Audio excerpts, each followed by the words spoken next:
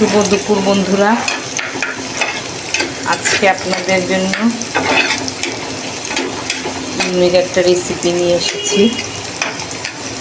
হয়তো আপনারা অনেকে খেয়েছেন, অনেকে খাননি। না খেলে অবশ্যই খাবেন। করে কচুটাকে কেটে ধুয়ে আমি ভেজে নিয়েছি। এখন আমি এটাকে ভুনা করব। ভুনা করার জন্য হচ্ছে এখানে আমি পেঁয়াজ পেস্ট দিয়েছি, টক দই দিয়েছি, কাঁচা জিরা বেটে দিয়েছি, আদা পেস্ট দিয়েছি, হলুদ, মরিচ, ধইনা এগুলা দিয়ে যে একটা পেস্ট করে নিয়েছি। এটা দিয়ে এখন ভুনা করব।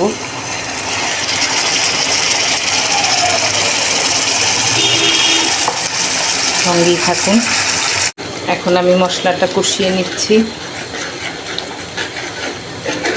দেখেন, খুব ভালো করে মশলাটা কষিয়ে নেবেন।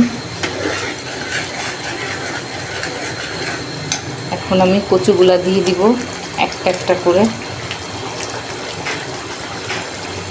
কচুগুলা কিন্তু হাফ সিদ্ধ হয়েছে। এখন এই মশলার উপরে একটু পানি দিয়ে ভালো করে সিদ্ধ করে নিতে হবে। আপনারা চাইলে এটাতে নারকেল বাটাও দিতে পারেন।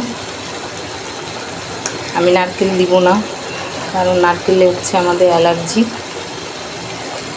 এই জন্য আপনারা চাইলে দিয়ে দিবেন, আরও ভালো লাগবে খেতে।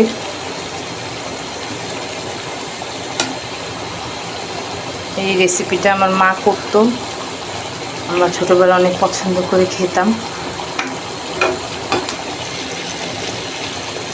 সঙ্গেই থাকুন। এই দেখেন, আমি পরিমাণ মতো পানি দিয়ে দিয়েছি সিদ্ধ হওয়ার জন্য। এখন এটা ভুনা ভুনা হবে, তারপর নামিয়ে নিব। সঙ্গেই থাকুন বন্ধুরা। দেখেন, আমার কচুটা হয়ে গেছে।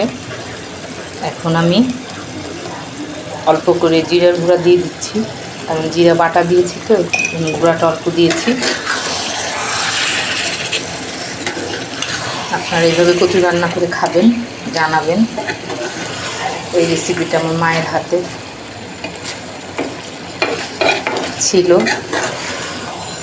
মা যখন বেঁচে ছিল তখন আমাদেরকে এই রেসিপিটা করে খাওয়াইতো। তখন অবশ্য গ্রামে আমাদের লাগানো কচু ছিল, ওইটা দিয়ে করতো, আরও বেশি মজা হতো। সবাই জানাবেন কে কে খাননি। যারা খাননি তারা অবশ্যই অবশ্যই অবশ্যই খাবেন, খেয়ে জানাবেন। আর যারা খেয়েছেন তারা তো খেয়েছেনই। এখন আমি নামিয়ে নিব। সবাই সুস্থ থাকবেন, ভালো থাকবেন। আল্লাহ হাফেজ।